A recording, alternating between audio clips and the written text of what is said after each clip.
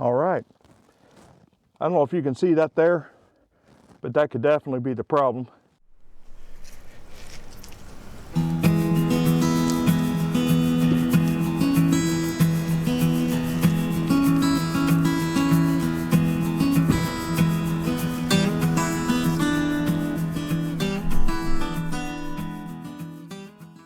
All right, finally some sunshine in Indiana. Still a little cold out, but figured it'd be a good day to fix some things on the camper I've noticed. Thought I'd take you along for the ride. I noticed when cranking it up the other day to do a little patchwork on the canvas that the roof wasn't level. The front is starting to lift before the back does, and that's not right. I haven't figured it out. I've never messed with one of these cabling systems before, but we're going to try and fix one today and see if we can't figure out what's going on with it. So I did notice that if we crank it up a little bit, which we'll do right now,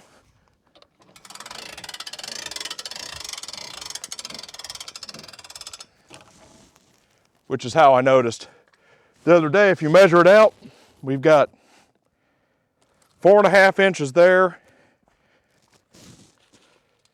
And if you can see all the way back here, only 1.5 inches in the back.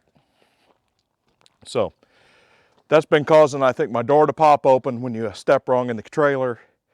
A few other things. So we're going to take a look around here, check out the trailer, and see if we can't figure out exactly what's going on with it and how to fix it. And that way, if some of you had the same issue, might be able to help you out too. So let me get the camera down off the sticks here and see what we can find. You can definitely see a difference here. There's the front popped to the back. So something's wrong somewhere. I'm going to guess there's probably an adjustment back here in the back. I've looked at it a little bit, but we're going to see what we get to.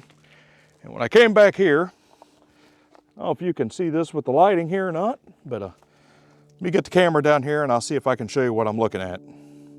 All right, underneath the camper now, and I don't know if you can see this right here or not.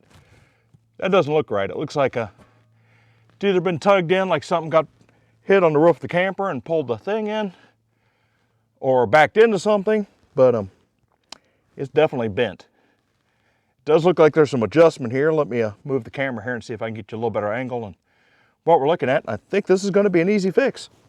I don't know if you can see that there, but that could definitely be the problem. This is the rear lift of the camper. Looks like this here has been bent in, but we've got plenty of adjustment here. So we've lowered the camper down at this point. So looks like a 5/8 inch wrench here. We'll see if we can loosen this up, readjust it, and get this roof doing what it's supposed to do.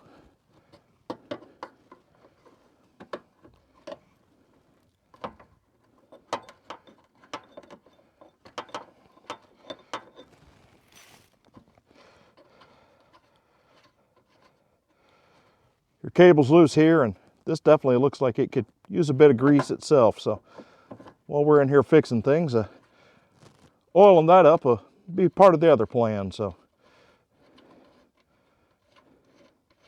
this looks like it's going to be a much easier fix than I anticipated. That is never a bad thing.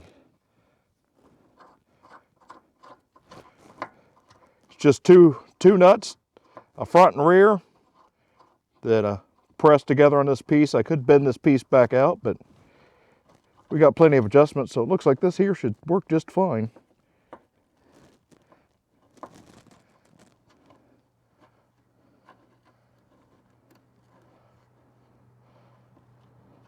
I'm just going to adjust it tight here, and we'll go out and crank the camper back up and get some measurements and see what it looks like. Hopefully this was all there was to it, and it's an easy fix for everybody.